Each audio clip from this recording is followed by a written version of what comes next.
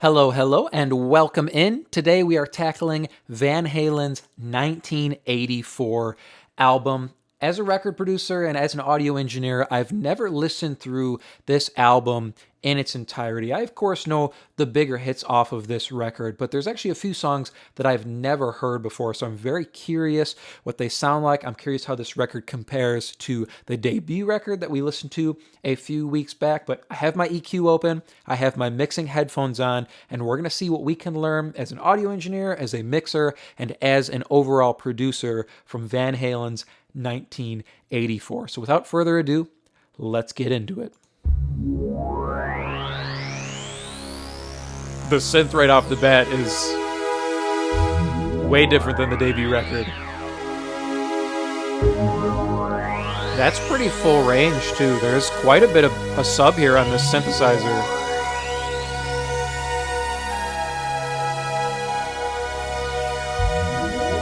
Yeah, there's a lot of like 50 hertz coming through on that synthesizer.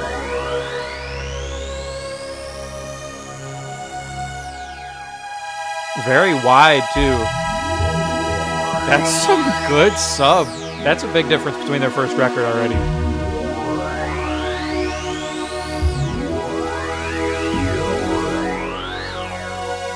Kind of feels like it moves a little bit too from left to right.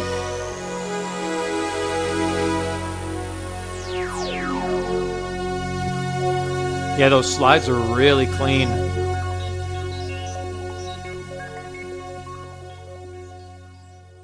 What's the title track? That's kind of cool.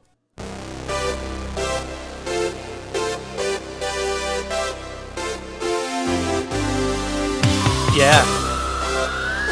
The synth has some sub on it. I like it.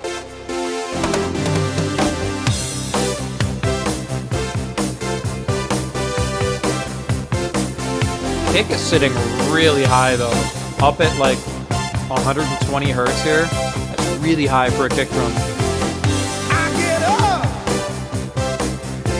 and nothing gets me down. You got it tough. I love where Roth's vocals sit though. Between like 500 and 1K. And I know it cuts through really well. baby, just how you feel. You got to roll with the punches and get to what's real. That synth is so wide. I can't you see me standing here? I got my back against the record machine. Ooh, I've never noticed those strings off to the right before. Can't you see what I mean? Might as well jump. Toms are pretty wide pan too. They have some good cross from left to right. Go ahead and jump. Go ahead and jump. Oh, hey you, who said that? Baby, how you been? The way they're using the panning is really nice with the synth off to the left, the strings off to the right, and then Roth's vocal dead center. Can't you see me standing here? I got my back against the record machine. I ain't the worst that you've seen. Can't you see what I mean? The only thing carrying sub though feels like to be the synthesizer. Might as well jump. Go ahead and jump. Might as well jump. Ooh, yeah, that kick sits really high, but it's very punchy. Jump.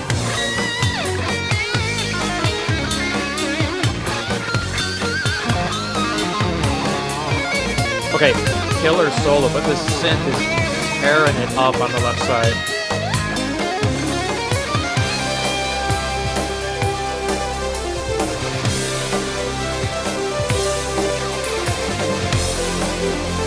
I love the space effects on the guitar off to the right.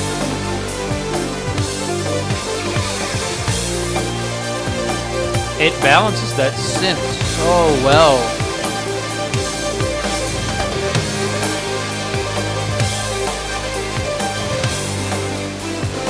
Yeah, that synth is huge sounding.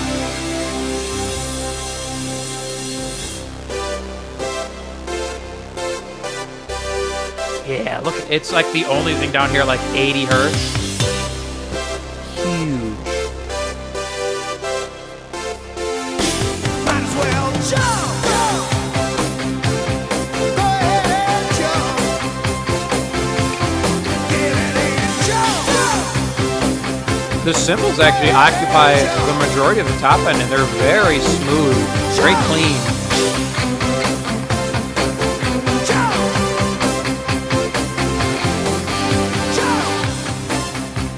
Oh, I like that chunky guitar in the center there. That's really nice. That actually feels like it's carrying a lot of weight to it as well. Not a lot of weight was coming from the actual bass guitar on that song. It was very mid-rangey.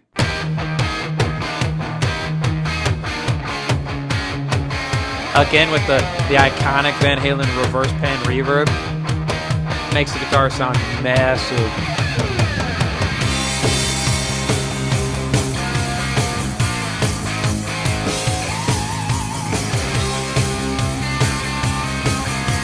And I can't get over how high that kick drum sits. Ooh.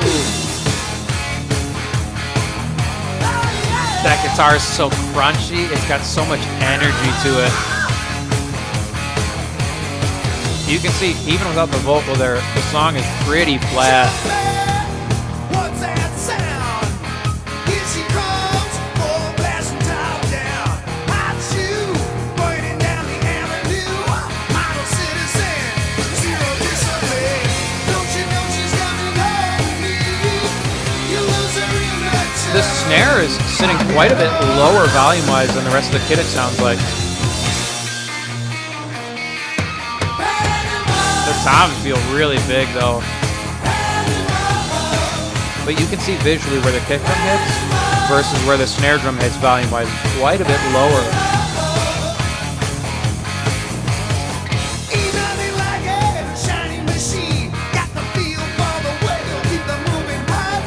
Snare's got this nice kind of woody sound to it though. Very thick sounding, very deep sounding.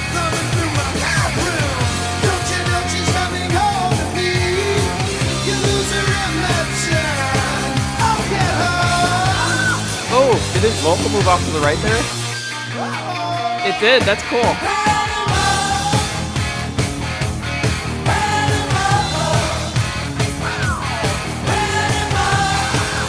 Harmonies feel really great locked in the center like that.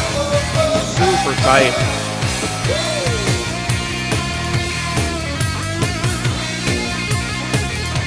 Yeah, look how full range his guitar is here. Not a dip in sight in the frequency range.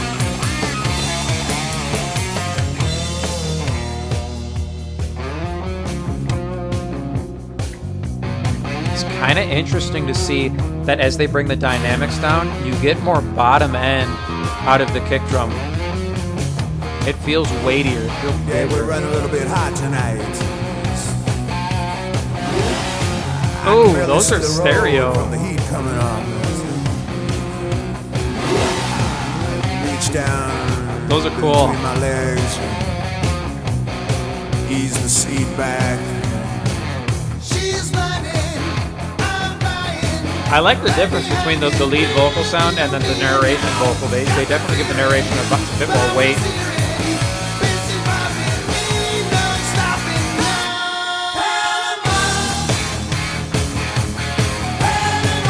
Lots of good depth on the regular vocals though as well. And they're locked super tight in the center.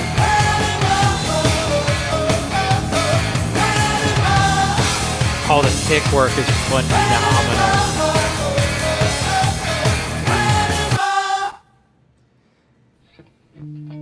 Oh, that's cool. Yeah, because the kick sits higher, you definitely feel a lot more of the punch on it, so you get a lot of attack when he does that double stuff.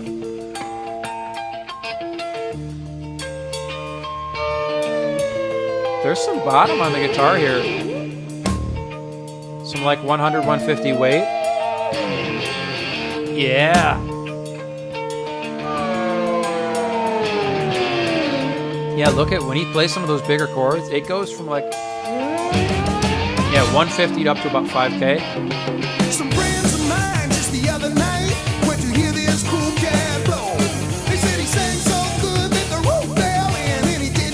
guitar here actually feels like it's double tracked. There's no reverse pan reverb. Remember the face, and now everybody wanna go. Woo! Top Jimmy cooks, Top Jimmy swings. He's got the love. The one on the right, the guitar on the right, Top feels Jimmy, cleaner actually. he's the king. It feels like you get more articulation off the right side.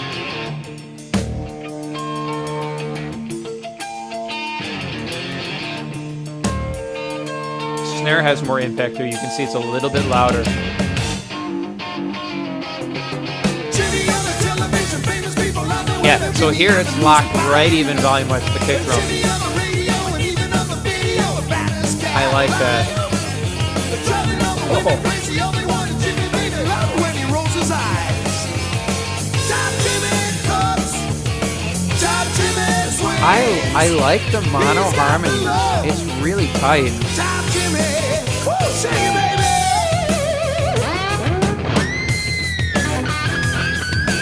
Ooh, and the guitars feel really chunky while the solo's happening.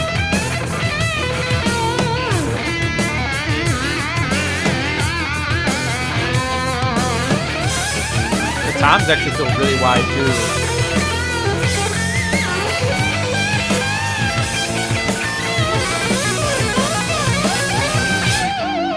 His tone on his solo is dialed in. There's no harshness whatsoever. It's super smooth. Yeah, the joint be jumping with the band be bumping, and you know they play a crazy game. When you ain't been living till you see the Just living volume-wise, it Top swaps Jimmy really well with the vocals in the center. Top Jimmy cooks, Top Jimmy swings. He's got the love. Top Jimmy, go Jimmy, Top Jimmy. Bass has got a lot of good mid-range aggression to it too, so it cuts through. He's the king. Yeah, it doesn't.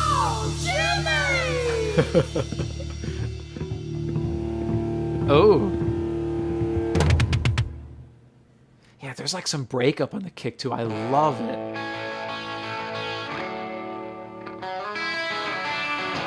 Look at this guitar. So it goes from like 100 up to about 5K. So we're rolling off pretty good here, which keeps it from getting harsh or brittle up top. Super smooth. Oh. Listen to that snare. That's mean sounding. I love it.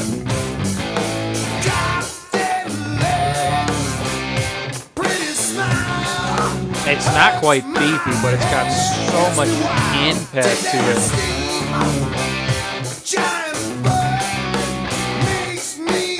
It's really tight sounding too, but it's got some nice room sound on it.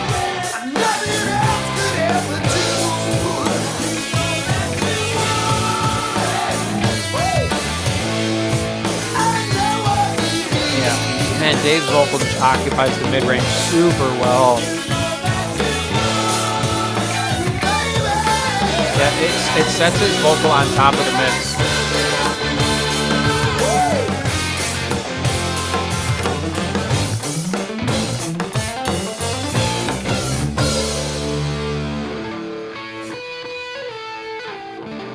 It feels like a chorus here to make this guitar wider. The mid-rangey room sound on the drums is awesome.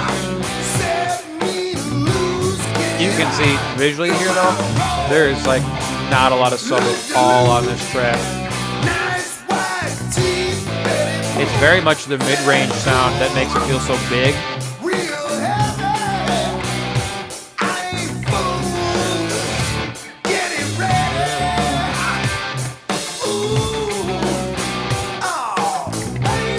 I love where his vocal sits.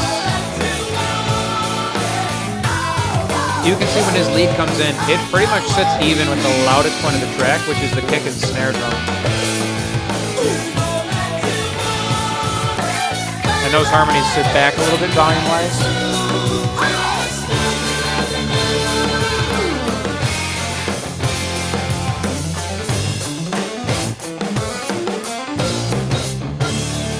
I like how big the snare feels during those cuts there. Oh. Look how beefy the guitar is now. You can feel it off in the left ear too. A lot of 100 hertz there.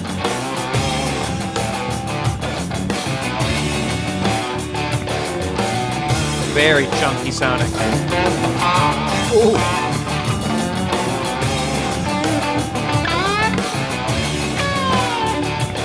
That guitar in the center really took the space of the vocal very well.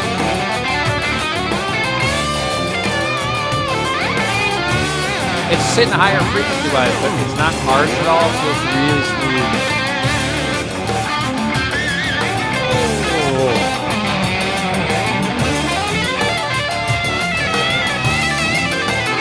Man, look where he's sitting. So there's still plenty of roll up top. That none of this ever gets harsh. None of it ever feels edgy. Even when he hits notes like that.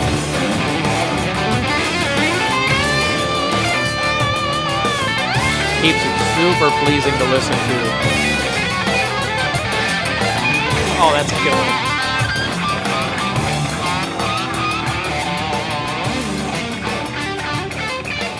That snare, man, that's a lot of impact.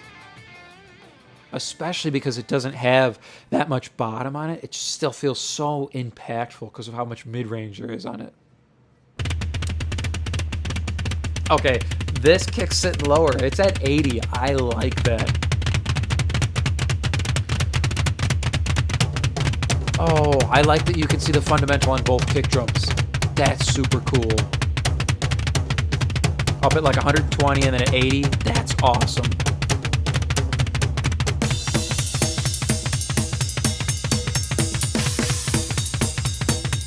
There's actually a scoop on the drums there. Interesting. It's filled by the guitar really well.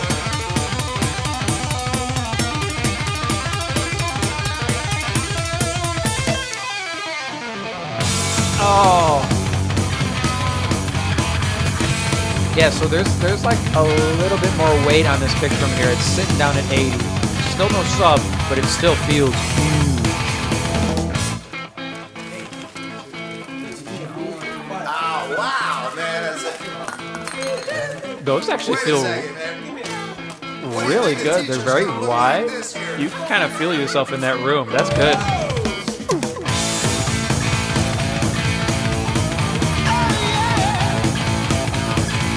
I can't tell if there's a reverse reverb there, but that guitar feels awesome.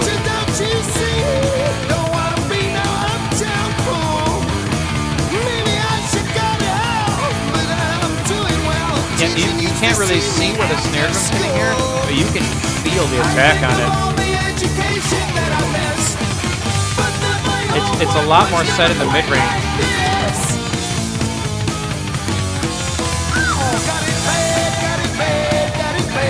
Ooh, I like the harmony panned off to the right, so the lead vocal's in the center. And the harmony's panned off to the right.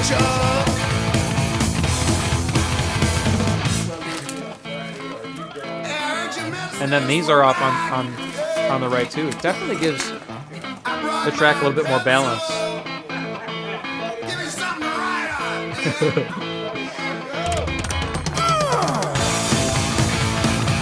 I like that they dried his vocal up there on the re-intro.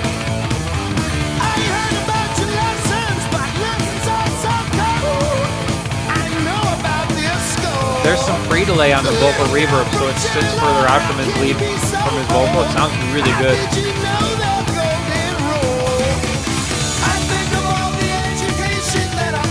The harmony's in the center here. Is it just in the chorus? Yeah, that's cool. It shifts off. It definitely balances the track, because you can see, I mean, even visually, we're a little left heavy here.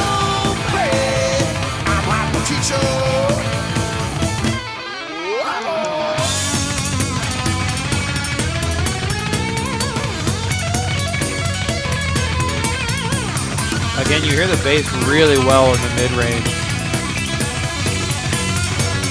A lot of aggression, a lot of attack to it.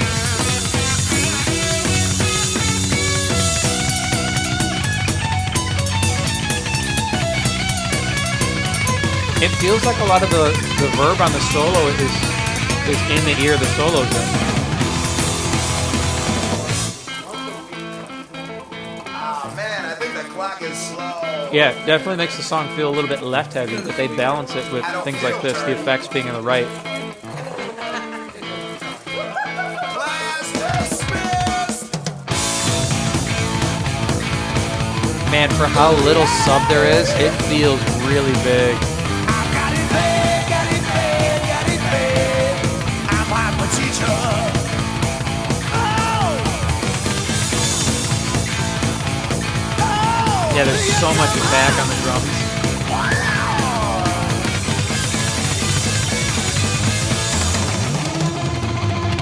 Toms are really big too.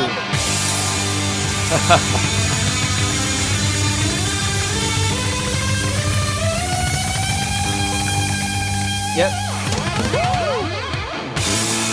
Bass is super mid-rangey. It's very much like an above 100 hertz bass sound. Lots of mid-range, lots of low mid energy. Perfectly sculpted synth. Almost nothing below 200 there. And you can see it leaves plenty of room for the top end of the drums here.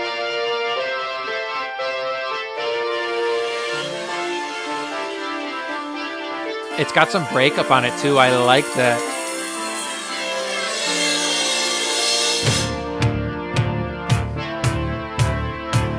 It's kind of interesting that even when he's using synthesizers instead of a guitar, there's still pan in the same spot. So he's got one on one side and one on the other. Pretty much playing the synthesizers like he would a guitar. That's really cool. You can pretty much almost see two fundamental points on the snare, one at 200 and one at 500. I've always loved the no cymbal hit there too.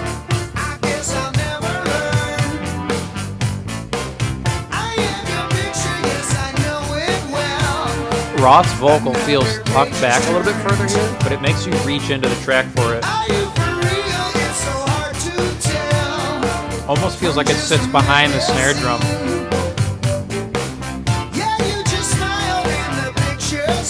You can see we're getting some 80 hertz here from that one synthesizer on the right.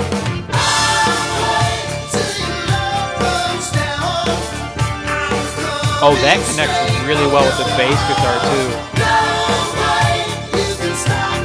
That synth on the right feels really great with the bass in the center.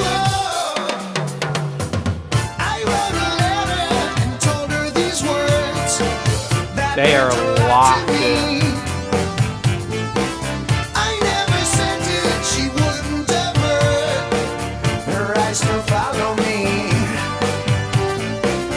I love that they're kind of riding up those synth fills in between the vocal lines.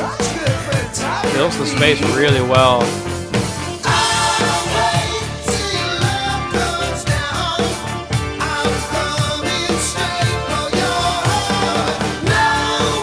Man, the harmonies too is blended so well with the lead vocal. They sound like one voice. I like that you can see the drop off on the synths. There's nothing. Ooh, there's some bottom on the bass here.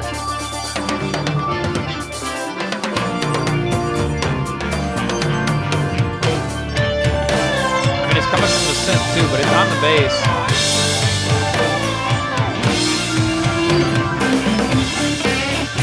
A little bit of tempo change there is really great as well.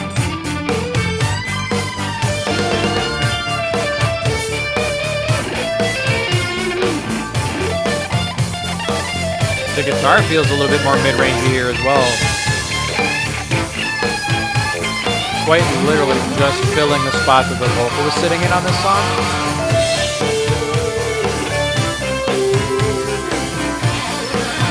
Kind of low midly sounding too. Yeah, you can feel that shift right from the solo. Back the lead vocal takes that place. Good transition.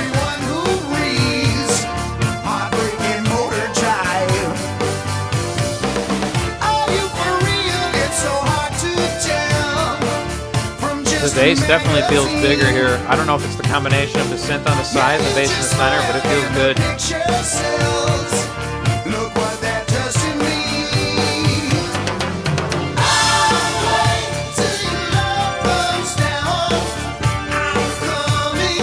Man, I'm stuck between not liking that there's no bottom on the snare and just loving the mid-range with that.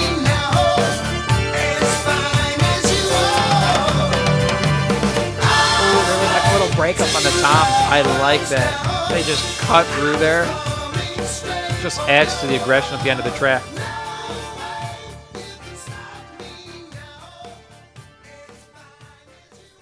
The track's really even on the fade out too. Nothing rides over anything else on the fade out.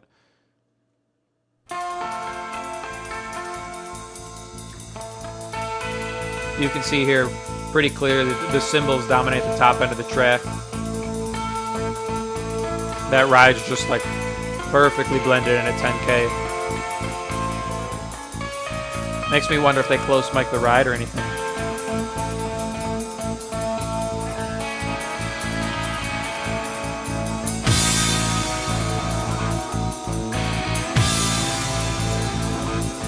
The ride doesn't quite feel panned either.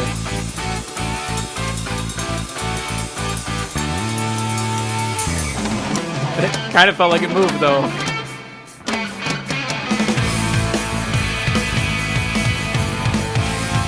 There's some more sub on this song. There's actually some like 30, 40 hertz here. Kind of feels like it's coming from the kick drum. Yeah, that kick drum feels meatier. It feels beefier.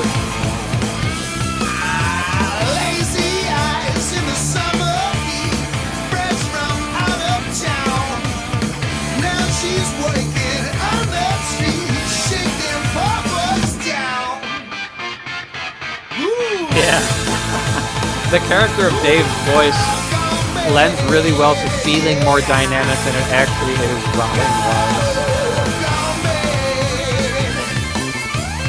Ooh, the mid-range on the bass lets you hear those fills super clearly.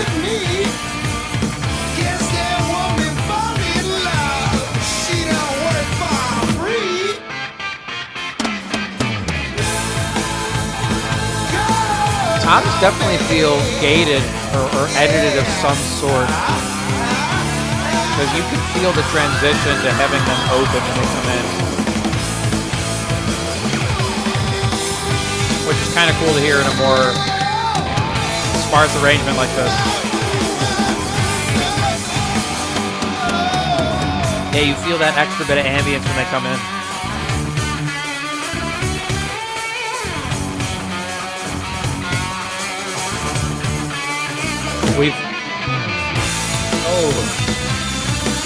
We've got the reverse pan reverb again, so there's a bit more balance on the song.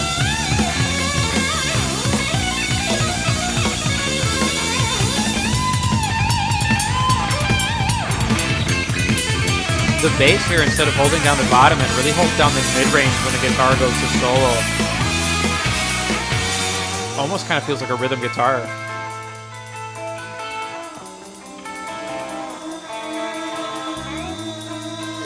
Yeah, you can see that the bass kind of came in there, but there's not even hitting zero on the low end.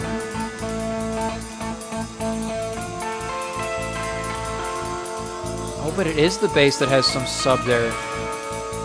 Interesting, interesting.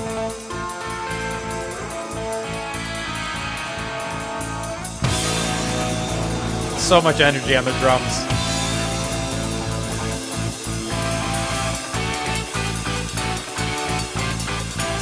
Anticipating that kick in.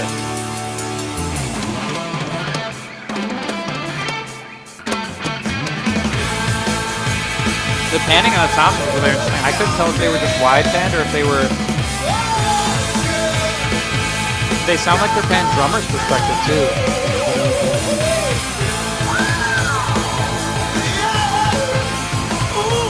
Harmonies are actually wide there too. The background vocals are panned left and right. Definitely leaves a lot of room for his lead vocal in the center there.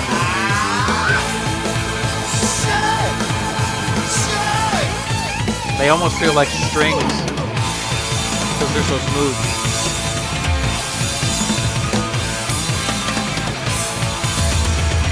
Ooh. What was that?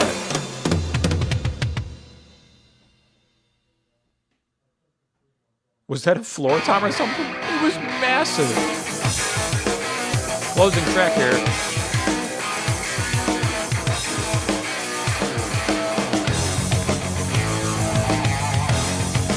Another snare drum where you can see a couple fundamentals poking out. You want to hear again around 500. So a very mid-rangey, pokey snare sound. Cuts through really well.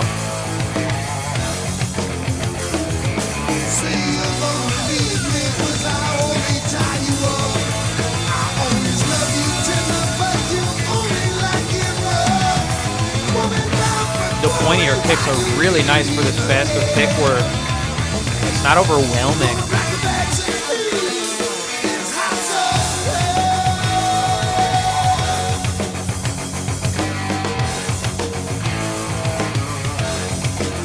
Yeah, kind of digging the higher sitting kick drum.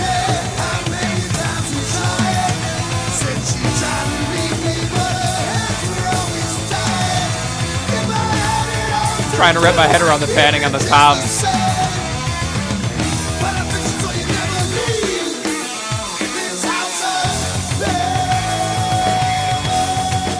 Ooh. The effects on the lead vocal are really smooth. They give those long notes he holds some good depth. That feels actually double tracked.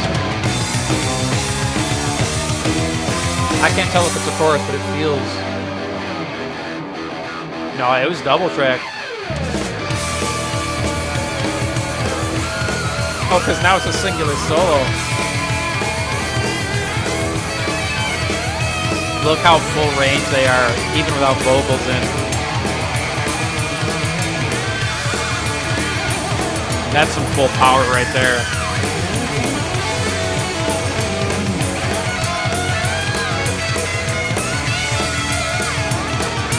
Kick and snare sit really close together. It gives them almost the same energy, the same attack.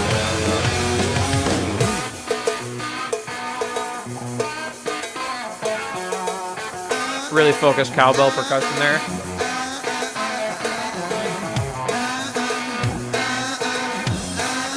Oh, the double sliding in there's cool.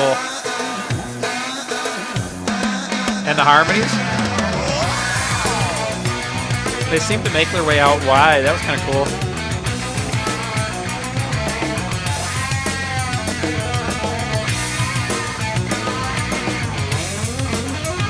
Yeah, you've got that reverse pan reverb keeping the song feeling really big and really wide, even with one guitar. Man, those fast pieces sound really good with the higher tuned kick and snare. Wow. Well, that's our final track there. That's the last track on the record there, House of Pain. Almost the same takeaways from the first record. There were a couple things, obviously, that were different, bringing in the synthesizers, because there weren't synthesizers on the first record. Most of the stuff they did on the first record that they brought back here remained the same. I think I like the kick drum a little bit better here. I don't think it was as high sitting on the first record, but here it was sitting around like 120 hertz most of the time. The only time it dropped lower was on Hot for Teacher when it was a lot of double kick work. You got a little bit more 80 hertz weight on the kick drum, but most of the time it was sitting at like 120 hertz. But for all of that fast stuff, man, it felt really, really good. You got a lot of that nice kind of low mid punch out of the kick drum. It cut through really well. Same thing with the snare drum. The snare drum was very high tuned on a lot of songs, and sometimes you saw that fundamental at like 500 hertz. I don't think there was ever any weight below 200 on the snare drum, but it cut through super, super well. Nothing was designed to be weighty or beefy sounding on this record, except for the synthesizers. Whenever the synths came in on things like Jump or I'll Wait, they had some like 80 hertz to them, and it definitely made them feel bigger, and you noticed them when they came in. If that was a production choice of like, we're going to make these synths known, we're going to make you feel them, super, super on point. And if it's just an accident that they just became weightier like that, really, really nice touch that they sat that way inside the song. So main takeaways, mix wise, production wise, from this record: for getting some punch on a kick drum, emphasizing that kind of 120 hertz area really helps the kick cut through on faster stuff. And then getting the snare drum to cut, really can't undersell that mid-range there. That 500 hertz crack on the snare drum always lets you hear it inside the track no matter what was going on. And then I always love the reverse pan reverb. I feel like it's a very iconic Van Halen thing to have the guitar panned off to the left, but then have that reverb of the guitar panned right to still keep the balance panning wise. And then not to leave out David Lee Roth or Michael Anthony's vocals, but they sat super well in the mid-range. But the track wasn't sculpted. I feel like it was sculpted last time for his vocal to sit in the mid-range. It definitely wasn't this time. When his vocal disappeared, it still felt very full range. But when his vocal came in, it had a lot of mid-range emphasis. So it cut through and it sat over the top of everything else that sat in the mid-range. The guitars, the drums, even the bass had a lot of mid-range energy to it. Really, really interesting record to listen through. A lot of cool takeaways, some that were on the first record and some that weren't on the first record. I think they kind of swayed me towards some of the higher sitting drum parts here with this record. I liked where they sat. If you like this kind of stuff, if you like seeing me listen through records and kind of analyze them up on the EQ and using my mixing headphones, if you want more of that kind of stuff, if you want exclusive records, maybe records I can't do here on YouTube, you can click the link in the description. You can check out my VIP listening room. We're going to do some records we can't do here on YouTube. Any records that do get blocked here on YouTube will also end up in the VIP listening room, but you'll get some exclusive access to some records we won't do here on YouTube. We'll do some listening parties, some live streams. You'll also be able to vote on which records I listen to next, so you'll get some say on which things we are listening to. If you're interested in that, go ahead and click that link in the description.